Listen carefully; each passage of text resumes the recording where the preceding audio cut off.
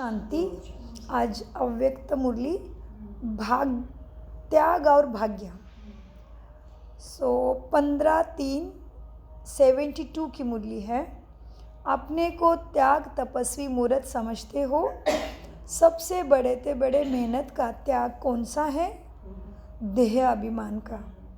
ज्ञान का अभिमान व बुद्धि का अभिमान भी क्यों आता है? पुराने संस्कारों का त्याग भी क्यों नहीं होता है? उसका मुख्य कारण क्या है? पुराने संस्कार का त्याग क्यों नहीं हो रहा है? देह का अभिमान ही मुख्य कारण है, इसलिए पुराने संस्कार नहीं छूट रहे हैं। देह अभिमान को छोड़ना बड़े से बड़ा त्याग है, जो हर सेकंड अपने आप को चेक करना पड़ता। और जो स्थूल त्याग है वो कोई एक बार त्याग करने के बाद किनारा कर लेते हैं, लेकिन यह जो देह अभिमान का त्याग है ना, वह हर सेकंड देह का आधार लेते रहते हैं। लेकिन यहाँ सिर पर रहते हुए न्यारा बनना है ना, इसी कारण हर सेकंड देह के साथ आत्मा का गहरा संबंध होने के कारण देह का अभिमान भी बहुत गहरा हो गया है। अब इसको मिटाने के लिए मेहनत लगती है। अपने आप से पूछो कि सब प्रकार का त्याग मैंने किया है? क्योंकि जितना त्याग करेंगे उतना ही ऊंचा भाग्य प्राप्त करेंगे।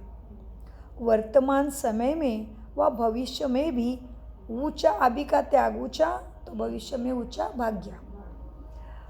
ऐसे नहीं समझना कि संगम युग में सिर्फ त्याग करना है और भविष्य में भाग्य लेना है, ऐसे नहीं। जो जितना अभी त्याग करता है और जिस घड़ी त्याग करता है, उसी घड़ी उनके रिटर्न में उनको भाग्य प्राप्ति शुरू होती है। संगम में त्याग व प्रत्यक्ष रूप में भाग्य क्या मिलता है? जानते हो क्या मिलता है? अभी भाग्य क्या मिलता है बताओ? सतयुग में तो मिलेगा जीवन मुक्ति का पद, लेकिन अब क्या मिलता है? त्याग का भाग्य। संगम में क्या मिलता है?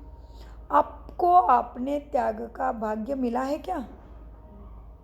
भाग्य अनुभव हो रहा है संगम में? संगम युग में त्याग का भाग्य बढ़ते बड़ा यही मिला कि स्वयं भगवान ही आपका हो गया। त्याग का भाग्य क्या मिला संगम में? जी, संगम युग में त्याग का बड़ा से बड़ा भाग्य यही मिला कि स्वयं भाग्य बनाने वाला भगवान ही आपका हो गया। स्वयं भाग्य बनाने वाला अपना बन जाना कितना बड़ा भाग्य! यह सबसे बड़ा भाग्य हुआ ना। यह सिर्फ संगम पर ही प्राप्त होता है, जो स्वयं भगवान अपना बन जाता है। अगर त्याग नहीं तो भाग्य भी ऊंचा नहीं। अगर त्याग नहीं तो बाप भी अपना नहीं।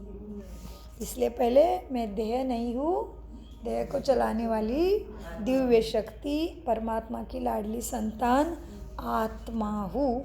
यही पहला स्मृति स्वरूप बनना पड़ेगा, तो भाग्य ऊंचा मिलेगा। तो बाबा कहते हैं मुरली का सार क्या था? भाग्य जी, तो उसके अनुसार ही चलेगा। बाप के समीप अभी देखो गहरी मुरली। अभी बाबा कहते हैं सिर्फ संगम पर ही स्वयं भगवान अपना बन जाता है। अगर त्याग नहीं तो बाप भी अपना नहीं। देह का भान है तो क्या बाप याद आएगा? बाप के समीप संबंध का अनुभव होता है क्या? फिर जब देह भान का त्याग करते हो तो ही बाप के साथ संबंध का अनुभव होगा। देह भान का त्याग करने से ही तुम देही अभिमानी बनने से पहली प्राप्ति क्या प्राप्त करते हो? देही अभिमानी बनोगे, देह का त्याग करोगे तभी। मैं चला रहा हूँ, मैं हूँ इसलिए ये चल रहा है वस्त्र, नहीं तो ये वस्त्र मेरा तो है ही नहीं। प्रकृति माँ का और परमात्मा की कृपा है मेरे ऊपर, जो मुझे ये बैठने का स्थान मिला है। तो देह अभिमान का त्याग करोगे तभी देही अभिमानी बनने की पहली प्राप्ति होगी।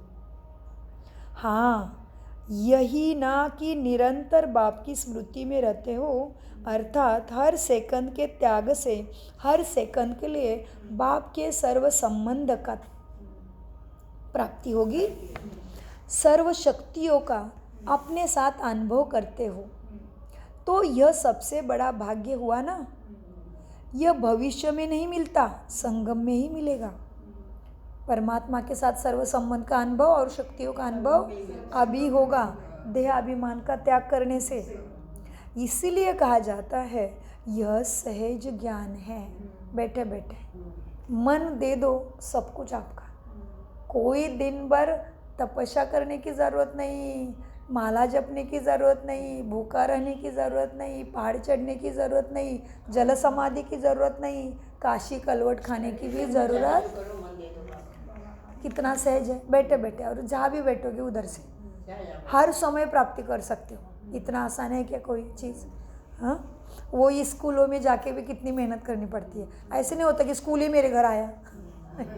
और ये बाप कितना बड़ी भाग्य का दरवाज़ा खुला है, जहाँ बैठे उधर से मुझे केवल मन दे दो, भाग्य की शुरुआत, बरसात शुरू। तो बाबा कहते हैं बच्चे देखो, अब बाप के सर्व संबंध का, सर्व शक्तियों का अपने साथ अनुभव करते हो, तो यह सबसे बड़ा भाग्य हुआ ना। यह भविष्य में नहीं मिलता, अभी ही मिलता है संगम में।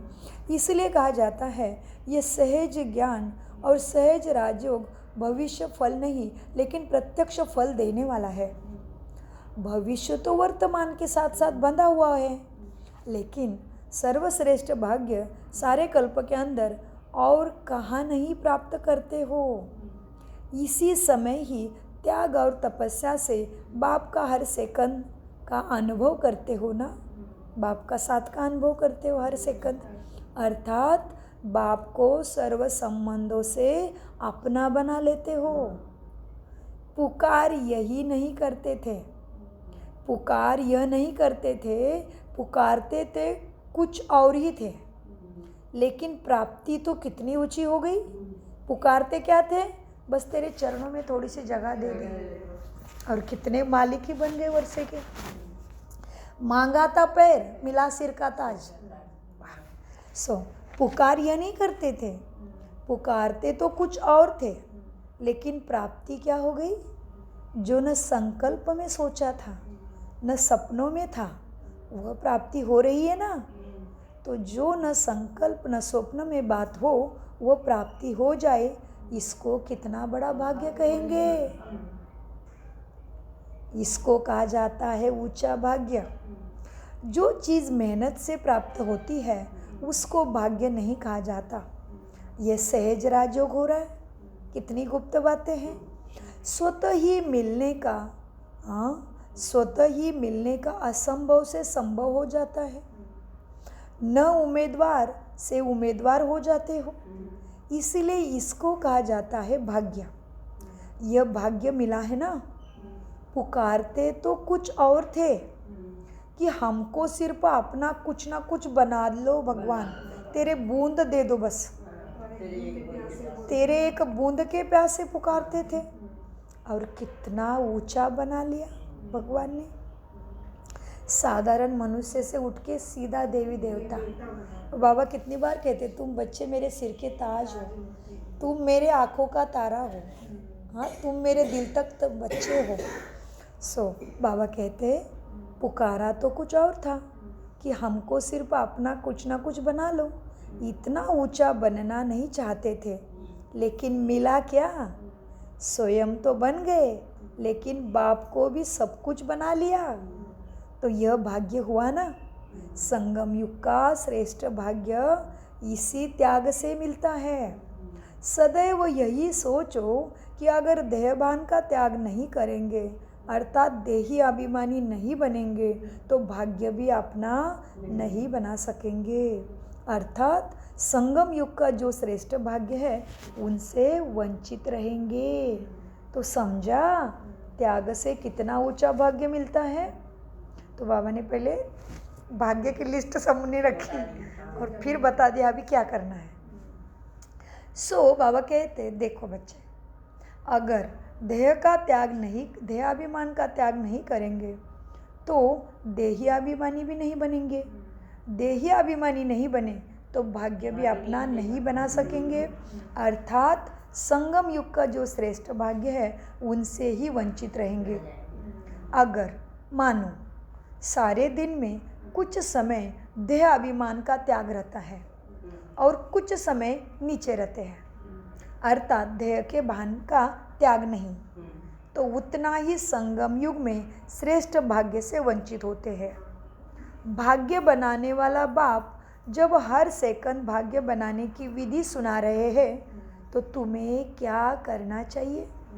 उसी विधि से सर्व सिद्धियों को प्राप्त करना चाहिए ना। विधि को न अपनाने कारण, क्या नहीं अपनाते बच्चे? विधि को एक्यूरेट नहीं अपनाते। विधि को न अपनाने के कारण क्या रिजल्ट होता है?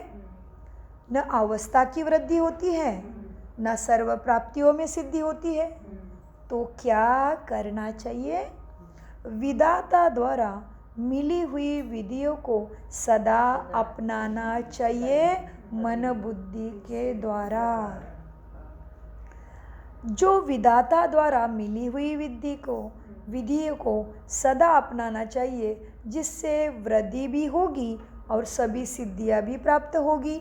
तो अभी चेक करो, क्या करना है? जी बहुत अच्छा। तो चेक करो, संकल्प के रूप में व्यर्थ संकल्प का कहाँ तक त्याग किया? इधर उधर देखा, इधर ये वो उधर वो, पता है ऐसे हुआ वैसे, फुल स्टॉप, सब कुछ पता है। विधाता आया है, चल रहा है कारोबार। जो भी इस दुनिया में हर सेकंड हो रहा है वो कल्याणकारी है, मुझे सोचने के लिए नहीं है, वो मेरे लिए व्यर्थ है। इसीलिए बाबा कहते देखो क्या करना है अभी। अब क्या करना है सिद्धि प्राप्त करने के लिए? तो चेक करो, संकल्प के रूप में व्यर्थ संकल्प का कहाँ तक त्याग किया? वृत्ति सदा आत्मा के प्रति भाई भाई की रहनी चाहिए। वृत्ति में क्या क्या रहना चाहिए फिर? एक तो व्यर्थ का त्याग, व्यर्थ का पहले त्याग, फिर हर आत्मा के लिए भाई भाई की वृत्ति। वृत्ति सदा भाई भाई की रहनी चाहिए। उस वृत्ति को कहाँ तक अपनाया है चेक करो। और देह में देहधारीपन की वृत्ति कहाँ तक त्याग किया है? देखो, समझते हैं मैसूर वाले, बाबा के सामने मैसूर वाले बैठे, इसका मतलब समझते हो मैसूर वाले, आज तो खास इन्हों से मिलने आए हैं ना बाबा, क्योंकि इतने दूर से मेहनत से स्नेह से बाप को मिलने आए हैं। तो बाप को भी दूर देश से आना ही पड़ता है ना, तो खुशी होती है ना, हमारे लिए बाप कितना दूर से आया है। आज खास दूर देश से आने वालों के लिए दूर देश से बाप भी आए हैं। तो जिससे स्नेह होता है तो स्नेह में क्या होता है? त्याग। त्याग करेंगे, जो भी सहेंगे, लेकिन आएंगे मिलने। तो स्नेही के स्नेह में त्याग कोई बड़ी बात है क्या? विकारों के स्नेह में आकर अपनी सुध बुध का भी त्याग, तो अपने शरीर का भी त्याग किया। विकारों के स्नेह में आकर बच्चों के स्नेह में माँ तन का भी त्याग करती है ना, फिर करती है ना। जब देहधारी के संबंध के स्नेह में अपना ताज तख्त और अपना असली स्वरूप सब छोड़ दिया ना, तो जब अभी बाप के स्नेही बने हो तो क्या यह देह का अभिमान त्याग नहीं कर सकते हो? बहुत अच्छा। क्या मुश्किल लग रहा है? जो पहले किया बच्चों के लिए, स्नेही के लिए, सबके लिए, उसमें से तो प्राप्ति कुछ भी नहीं हुई। बस हिसाब किताब उतर गया होगा भला, या चढ़ भी गया होगा ज़्यादा त्याग, ज़्यादा लोभी होने से।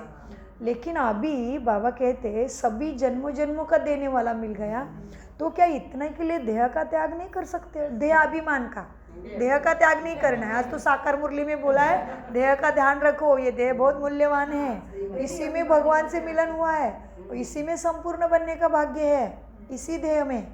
ये देह सबसे श्रेष्ठ है संगम युग वाला अभी, तो इसका ध्यान रखने के लिए बोला है। हाँ, तो इधर तो वही तो देह का ध्यान देना ही पड़ेगा। ये देह बहुत मूल्यवान है अभी, इसी में बैठ के मैं आत्मा राजा बन रही हूँ। हाँ, नर से नारायण, नारी से श्री लक्ष्मी बन रही। तो बाबा कहते देखो बच्चे, अब जब बाप मिला है ना, तो अभी बाप के स्नेही बने हो ना, तो क्या यह देह अभिमान का त्याग नहीं कर सकते हो? मुश्किल है। सोचना चाहिए कि अल्पकाल के संबंध में इतनी शक्ति थी मेरे में, जो ऊपर से नीचे ला दिया भगवान को। ऊपर से नीचे इसलिए आए हो ना। और अब बाप जब कहते हैं और बाप से सर्व संबंध जोड़े हैं, तो क्या बाप के स्नेह में ये उल्टा देहाभिमान का त्याग कोई बड़ी बात है क्या? स्नेही के संबंध के लिए ऊपर से नीचे आए गए, इसलिए घर बार में आ गए। फिर बाबा, फिर हमें ही अब बाबा कान पकड़ रहे हैं कि नीचे स्नेही थे तुम्हारे, इसलिए ऊपर से नीचे खींच के आ गए हो परम धाम छोड़ के। तो अभी मैं ऊपर से आपके लिए आ गया फिर, और मुझे भी खींच लिया। बाबा कहते मुझे भी खींच लिया, मैं आ गया घर छोड़ के।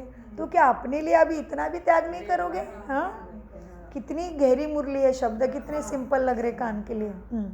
तो बाबा कहते देखो, सोचना चाहिए बच्चे कि अल्पकाल के संबंध में इतनी शक्ति थी जो ऊपर से नीचे ला दिया।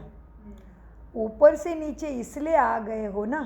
अभी ये ऊपर वाली भी बात हो गई, और दूसरी बात ये भी हो गई कि सतयुग से लेके कलयुग तक संबंधों के पीछे ही नीचे नीचे खींचते आ गए ना।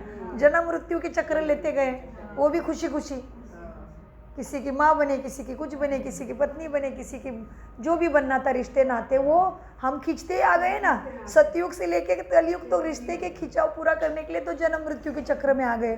तो बाबा अभी उसी को भी आधार लेके समझाते हैं। सोचना चाहिए, अल्पकाल के संबंध में इतनी शक्ति थी जो तुम्हें ऊपर से नीचे ला दिया। ऊपर से नीचे इसलिए आए हो ना। और अब बाप जब कहते हैं और बाप से सर्व संबंध जोड़े हैं, तो क्या बाप के स्नेह में ये उल्टा देहाभिमान का त्याग कर नहीं कर सकते हो? क्या देह का अभिमान करना, देह के अभिमान का त्याग करना कोई बड़ी बात है? बड़ी बात? छोटी बात है ना। फिर भी क्यों नहीं कर पाते हो? क्यों नहीं देह का अभिमान निकालते हो? यह तो एक सेकंड में कर देना चाहिए। देह का अभिमान मम्मा जैसे, बाबा जैसे, दादियों जैसे एक सेकंड में कर देना चाहिए।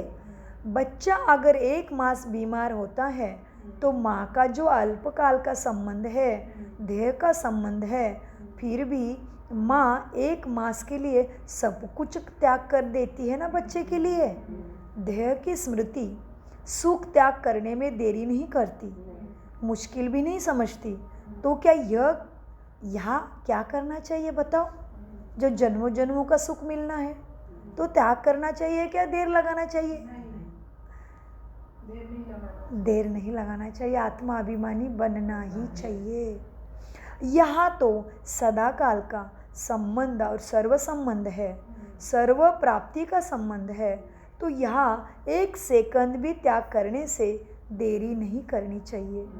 लेकिन देखो कितने वर्ष लगाए हैं। देह का भान त्याग करने में कितने वर्ष लगाए हैं? बताओ बच्चे, कितने वर्ष हो गए? 36 लगाना चाहिए। किसी ने बोला 36 साल से ज्ञान में है। 5000 साल बाद बाबा आते हैं तभी अपने को। तो बाबा कह रहे ज्ञान मिला है, तब से भी अभी तक हुई है कि नहीं देहाभिमानी स्थिति? तो अपना देखो अभी कितना टाइम लगा रहे हो। जी जी जी जी, कितने वर्ष हो गए? 1 सेकंड लगने की चीज़ थी, 1 सेकंड की बात है, लेकिन कितना टाइम लगा रहे हो। आज वायुदेव भी प्रसन्न है, लेकिन कितने वर्ष लगाए हैं? देह भान का त्याग करने में कितने वर्ष लगाए? 36 लगाना चाहिए, 1 सेकंड लगाना चाहिए। बताओ तो कोई 36 वर्ष पूरे हो गए, कोई को 36। वो सामने बैठा इसलिए बाबा कहते हैं 36 लगाना चाहिए। 1 सेकंड और लगाया है। 1 सेकंड और लगाया है।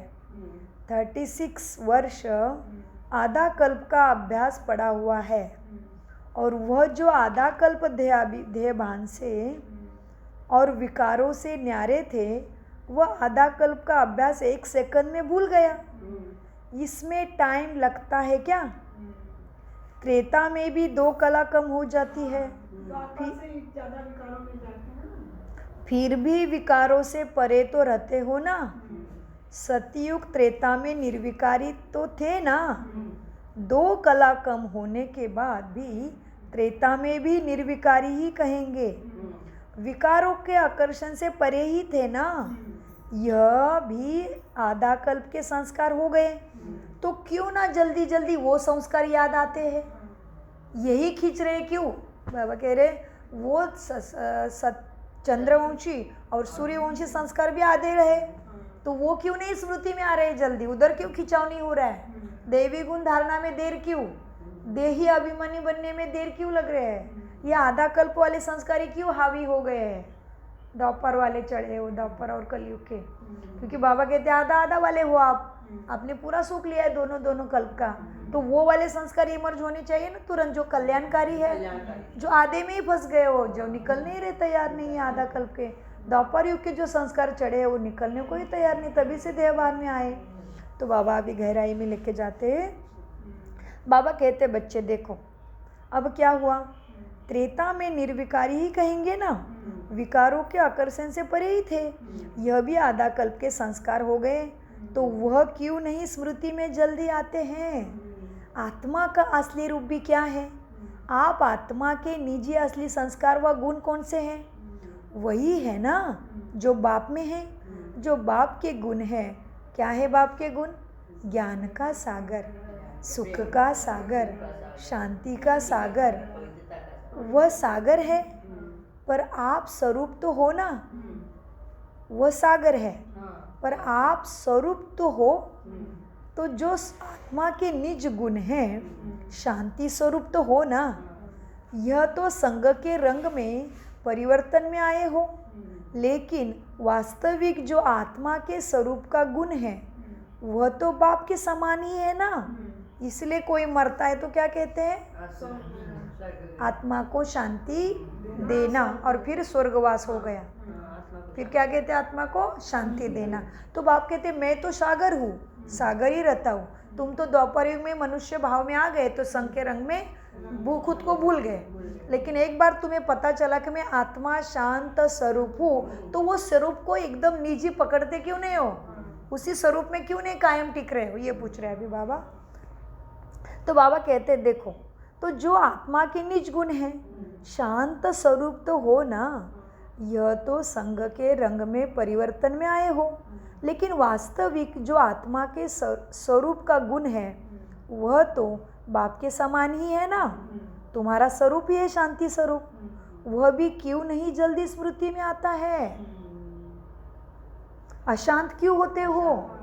क्यों हमेशा के लिए शांत स्वरूप नहीं बन रहे हो? अपना स्वरूप क्यों नहीं धारण कर रहे हो? जैसे हिंदू है, स्त्री है, भारतवासी है, ये कैसे नहीं भूलता? और आत्मा का स्वरूप क्यों भूल जाते हो? हाँ, तुम शांत स्वरूप हो ना, तो वो गुण बाप समान हो गया ना। वो क्यों जल्दी स्मृति में नहीं आ रहा है?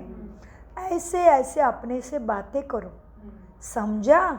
कैसे देह अभिमान के त्याग से दूर होना है? फिर देह का अभिमान त्याग के देही अभिमानी बनना है, समझा? तो ऐसे ऐसे अपने से बात करते हो, करते करते बातें करते करते रूह रियान करते करते रूहानियत में स्थित हो जाएंगे।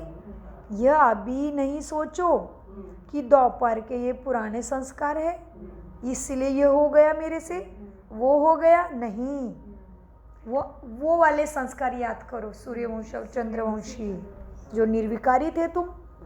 हाँ, कुछ हो जाता है, माया का घेरा पड़ जाता है, तो नहीं सोचो ये द्वापर के संस्कार नहीं छूटते, नहीं, मैं चंद्रवंशी हूँ, सूर्यवंशी हूँ, ये संस्कारों को याद करो।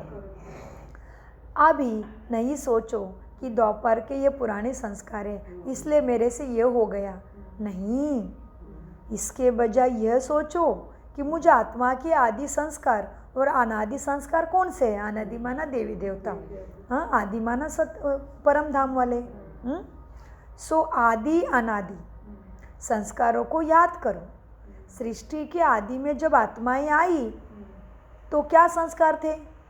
बताओ, आदि में आई तो क्या संस्कार थे? देवी संस्कार थे ना। अच्छा, आदि माना देवी देवता, अनादि माना परम धाम वाले जी, बिंदु स्वरूप जी। अनादि माना उसका कभी नाश नहीं होना है, आत्मा के वो संस्कारों का। अच्छा, तो द्वापर युग के संस्कार है सोचने के बजाय यही सोचो कि मुझ आत्मा के आदि संस्कार और अनादि संस्कार कौन से हैं। सृष्टि के आदि में जब आत्माएं आई धरती पे तो क्या संस्कार थे? दैवी संस्कार थे ना। तो यही सोचो कि आदि में आत्मा के संस्कार और गुण कौन से थे। फिर मध्य को नहीं सोचो, आदि को सोचो, और फिर मध्य को नहीं सोचो, अनादि और आदि संस्कारों को सोचो जी। तो अनादि हो गए परम धाम के, हाँ, आदि हो गए देवी देवता के। तो आदि और अनादि ही सोचो तो क्या होगा कि मध्य के संस्कार बीच बीच में प्रज्वलित होते हैं, वो नहीं होंगे, वो मध्यम हो जाएंगे। मध्यम ढीले को कहा जाता है ना, कहते हैं ना उसकी चाल मध्यम है। तो मध्य के संस्कार मध्यम हो जाएंगे और अनादि और आदि संस्कार है वो प्रत्यक्ष रूप में दिखाई देंगे। समझा? तो आधा कल्प वाले द्वापर वाले संस्कारों को नहीं सोचो। अभी कौन से संस्कार सोचो? परम जी। समझा क्या करना है? सदैव अनादि और आदि को ही सोचो। जैसे तुम संकल्प करेंगे वैसे स्मृति रहेगी, और जैसे स्मृति रहेगी वैसे समर्थि हर कर्म में आएगी। इसलिए स्मृति को सदैव श्रेष्ठ रखो। तो अब क्या करेंगे? समझा? हर सेकंद के त्याग से, फिर हर सेकंद याद रखना है, हर सेकंद के त्याग से हर सेकंद की प्राप्ति करते चलो। समझा क्या करना है? अभी कैसे प्राप्ति करना है? समझा? क्योंकि यही संगम युग है जो भाग्य प्राप्ति करने का समय है। अभी जो भाग्य बनाया वो सारे कल्प में भोगना पड़ेगा। अभी नहीं बनाया तो फिर भोगने के टाइम में उतरोगे, कष्ट है तभी उतरोगे, सुख के समय में नहीं उतरोगे। सो अभी जो भाग्य बनाया वह सारे कल्प में भोगना पड़ता है, चाहे श्रेष्ठ चाहे नीचे, लेकिन यह है संगम युग में ही कमाना है। लेकिन यह संगम युग ही है जिसमें श्रेष्ठ भाग्य बना सकते हो। जितना चाहो उतना बना सकते हो, फर्स्ट नंबर भी प्राप्त कर सकते हो। अभी तो एक ही सीट बुक है, बाकी सारी सीटें अभी भी खाली है। कौन सी सीटें? पीछे की 108 वाली जी जी, देवी देवता, अष्टरत्न, नवरत्न, 108, 16,108 सारी सीटें, कोई भी सीट ले सकते हो। देखो बच्चों, जितना चाहो उतना बना सकते हो ऊंचा भाग्य, क्योंकि भाग्य बनाने वाला बाप साथ है। फिर यह बाप साथ नहीं रहेगा, फिर ये बाप साथ नहीं रहेगा। संगम युग खत्म हो गया, बाप परमधाम चला जाएगा। फिर ये बाप साथ नहीं रहेगा, न ये प्राप्ति रहेगी ना बाप रहेगा। प्राप्ति कराने वाला बाप भी अब है और प्राप्ति का समय भी अभी है। अब नहीं तो कब नहीं, ये स्लोगन सदा स्मृति में रखो। हाँ, स्लोगन लिखते तो रहते हो, लेकिन स्मृति में भी रखना पड़ेगा।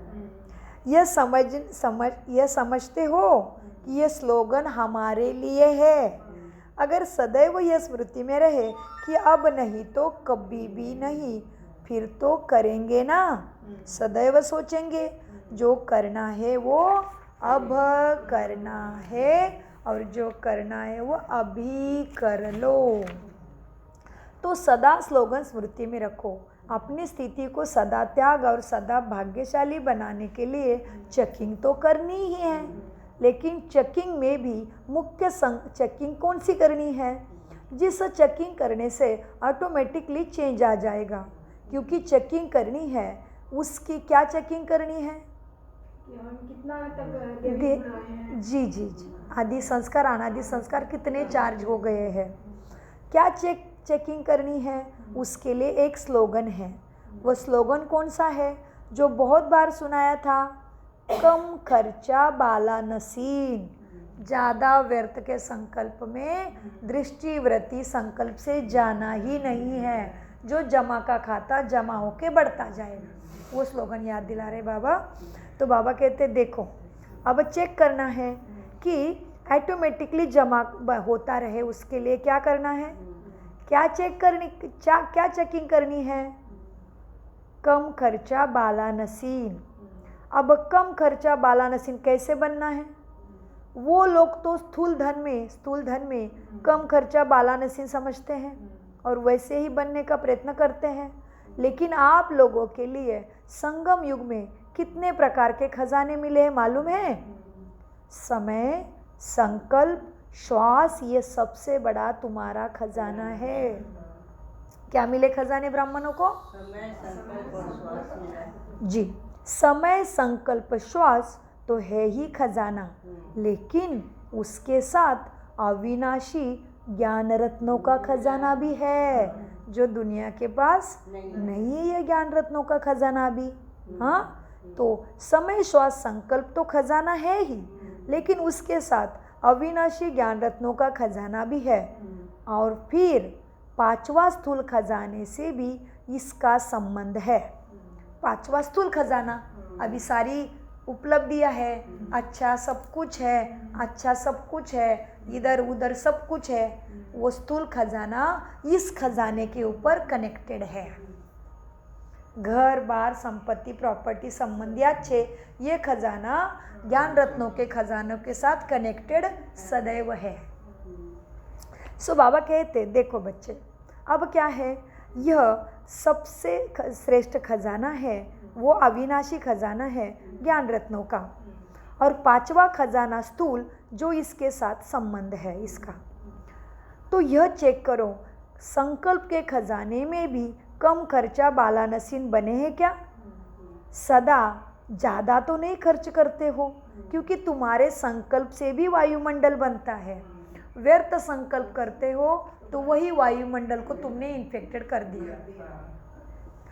तो संकल्प के खजाने को चेक करो, कम खर्चा बाला नसीन बने हो संकल्प के लिए, ज़्यादा खर्चा नहीं करो, अपने संकल्प के खजानों को व्यर्थ नहीं गवाओ, तो समर्थ और श्रेष्ठ संकल्प होगा। श्रेष्ठ संकल्प से प्राप्ति भी श्रेष्ठ होगी। ऐसे ही जो समय का खजाना है, क्या है? संगम युग मिला। इस संगम युग के समय को अगर व्यर्थ न खर्च करो तो क्या होगा? एक एक सेकंड में अनेक जन्मों की कमाई का जमा होगा। एक एक सेकंड में अनेक जन्मों की कमाई का साधन है संगम युग का समय। इसलिए ये समय व्यर्थ नहीं गंवाना है। इसकी बातें उसकी बातें सुनने में बोलने में समय नहीं गंवाना है। ऐसे ही जो श्वास मिले हैं, क्या मिला अभी? श्वास। ऐसे ही जो श्वास है, अर्थात हर श्वास में बाप की स्मृति रहे। भक्ति में अजपा जाप पसंद करते थे ना, वैसे ही हर श्वास में बाबा की शिक्षा या बाबा की याद रहे, तो हर श्वास सफल किया ये भाग्य जमा होगा। तो एक भी श्वास में बाप की याद नहीं तो समझ लो व्यर्थ गवाया। तो बाबा समझा रहे एक एक खजाने से कैसे जमा करना है। जो श्वास अर्थात हर श्वास में बाप की स्मृति रहे, अगर एक भी श्वास में बाप की याद नहीं तो समझो व्यर्थ गया। तो श्वास को भी व्यर्थ नहीं गंवाना है। ऐसे ही ज्ञान का खजाना जो है उसमें भी अगर खजाने को संभालना नहीं आता, मिला और ख़त्म कर दिया तो व्यर्थ चला गया। मनन नहीं किया, मक्खन नहीं निकाला, धारणा स्वरूप नहीं बने तो क्या हुआ? ज्ञान का खजाना भी व्यर्थ गया। मनन नहीं किया, मनन के बाद उस खजाने से खुशी प्राप्त होती है ना, उस खुशी में स्थित रहने का अभ्यास नहीं किया तो खजाना ज्ञान का व्यर्थ चला गया। खुशी नहीं हो रही है, अभी भी भगवान प्राप्ति हुई है, भविष्य जन्मों जन्मों की प्राप्ति हो रही है, जन्मों जन्मों का पाप भी कट रहा है, सब कनेक्टेड है। और फिर ज्ञान खजाने से मनन मंथन करके खुशी नहीं मिली तो ज्ञान का खजाना भी व्यर्थ गवा दिया। अभी भी वही बातों में लगे, मेरे के साथ ऐसे हुआ, उसने ऐसे किया, शरीर ने दर्द दिया, मेरे साथ ही क्यों हो रहा है, क्यों ज्ञान का खजाना गवा दिया। क्योंकि कुछ भी आया तो तुरंत पता चला, अरे कोई बात नहीं, ये तो पार होने के लिए आया है, ये तो खत्म होने के लिए आया है, ड्रामा के हर दृश्य में कल्याण है। ये आते ही ज्ञान का खजाना सफल किया। तो संकल्प को ध्यान रखना पड़ेगा हर परिस्थिति में, कैसे रिएक्ट कर रहे हैं आप मन से। दृष्टि में भी कैसे हो रहा है, हर आत्मा को देख के हर चीज़ लागू होती है ना उसमें। तो बाबा कहते देखो कितने बाबा, देखो बाबा कैसे सुना रहे हैं। और बाबा आप इतना शरीर को थमा के रख रहे हो, मन को भी, ये भी प्राप्ति जमा हो रही है, क्योंकि समय को सफल कर रहे हो। नहीं तो उधर दुनिया में जाने की तो उछल है ही, शरीर तो तकलीफ देगा ही, कमर दुखेगी, हाथ दुखेंगे, सब दुखेगा, नींद आएगी, ये भी माया का जाल है। फिर भी आत्मा डट के रहती है, तो ये भी जमा हो रहा है जी। तो बाबा कहते बच्चे देखो अब क्या हुआ, ज्ञान के खजाने आपके प्रति व दूसरे के आत्माओं के प्रति दान देने के लिए लगाया नहीं तो भी गवाया।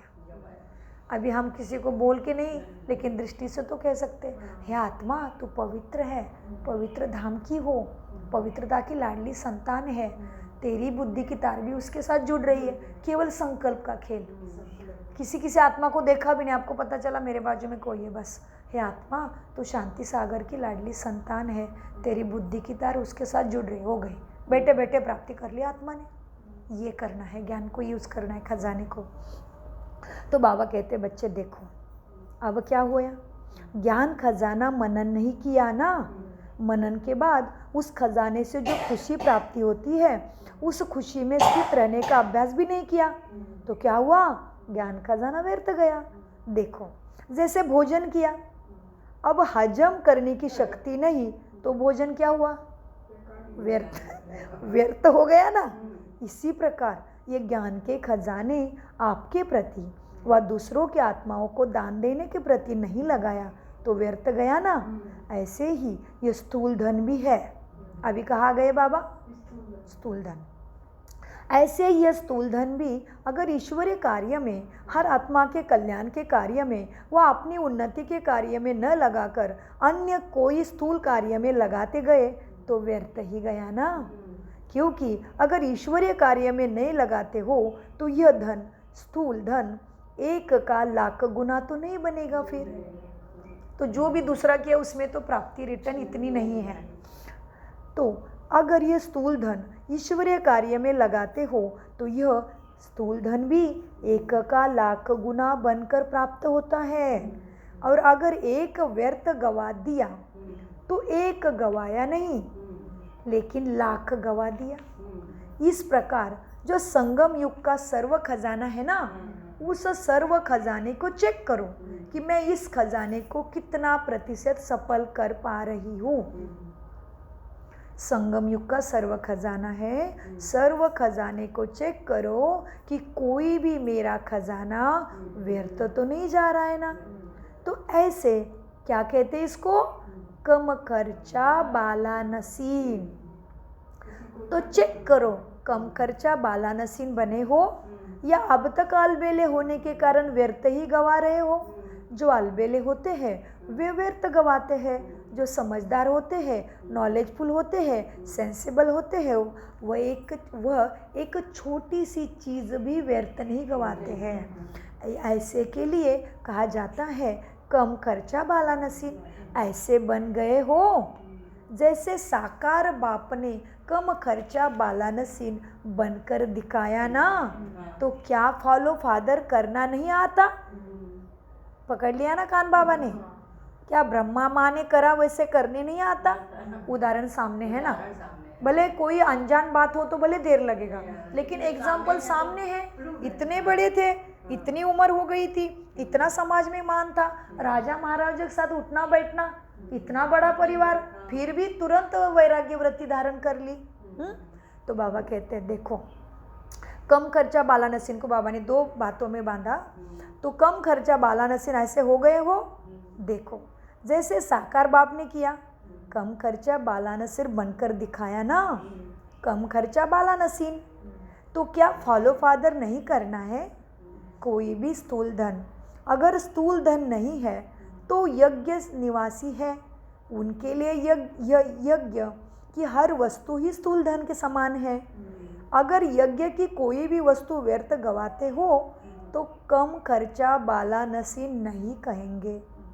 जो प्रवृत्ति में रहने वाले हैं, कहा परवृत्ति, घर वाले, गृहस्थी में, जो प्रवृत्ति में रहने वाले हैं स्थूल धन से अपना ऊंचा पद बना सकते हैं, वैसे ही तुम यज्ञ निवासी समर्पित बच्चे भी अगर यज्ञ की स्थूल वस्तु कम खर्चा बालानसीन बनकर यूज करते हैं, अपने प्रति व दूसरे के प्रति उनका भी इस हिसाब से भविष्य बहुत ऊंचा बनता है।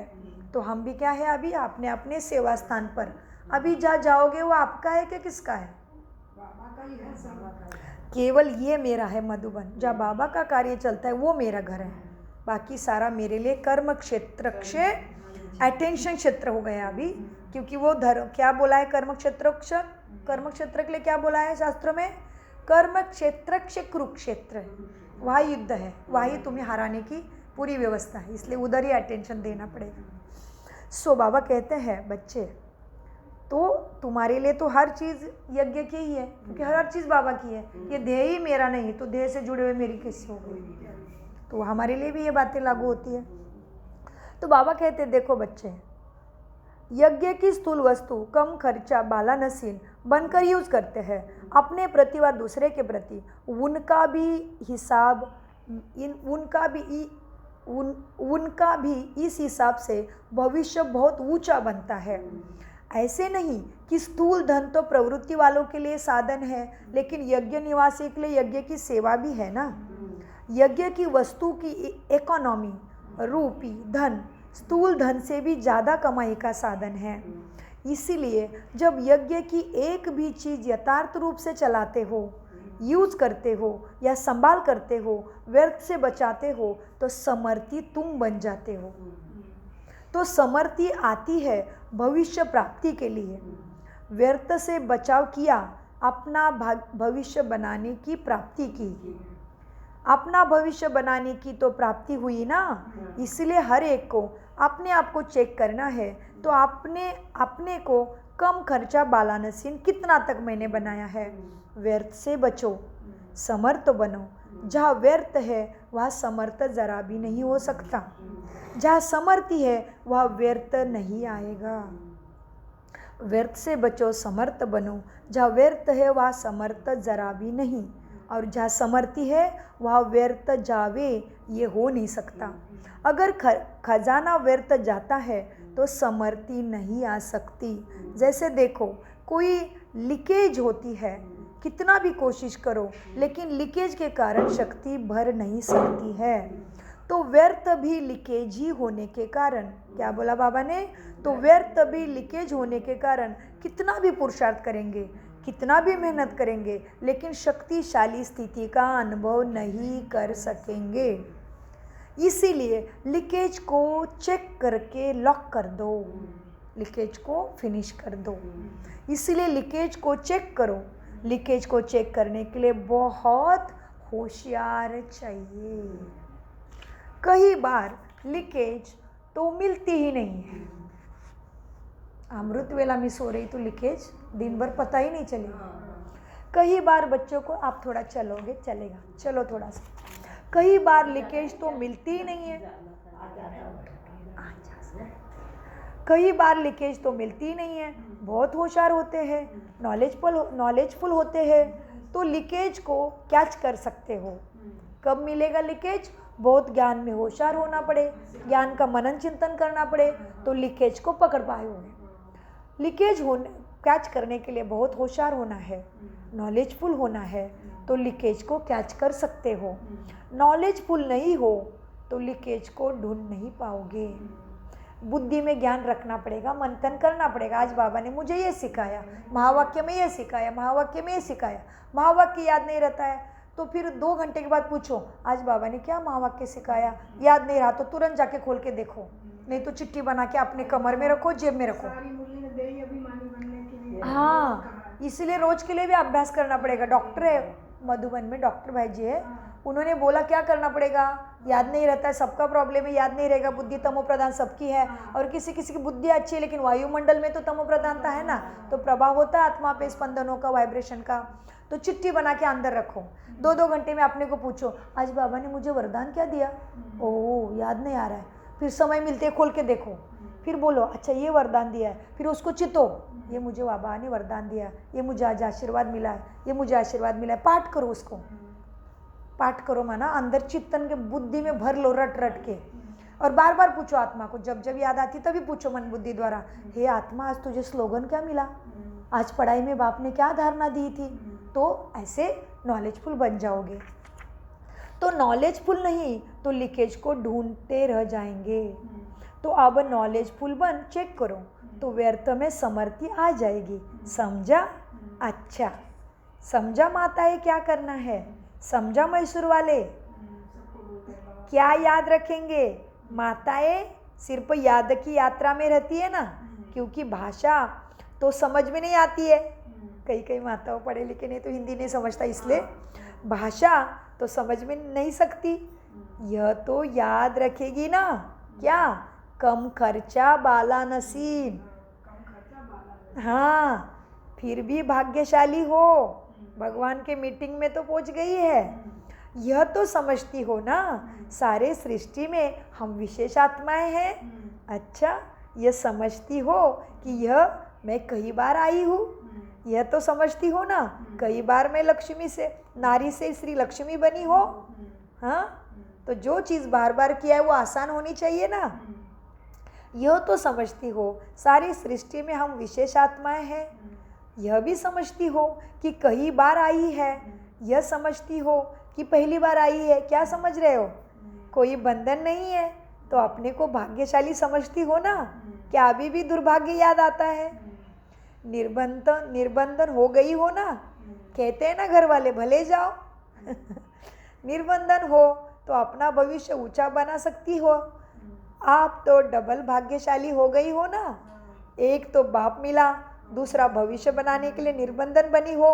कोई बंधन वाले रोकते नहीं, बोलते भले जाओ, खुश रहते हो तो भले जाओ लाके छोड़ते हैं, कोई कोई टिकट देते मधुबन जाने की, तो बाबा कहते कितना तो बंधन कट गया ना, तो डबल भाग्यशाली बन गई हो ना। हाँ नहीं तो कहीं जाने के लिए तो कितना सोचते हैं ना घर वाले कि गिर जाएगी, बीमार हो जाएगी, क्या हो जाएगा।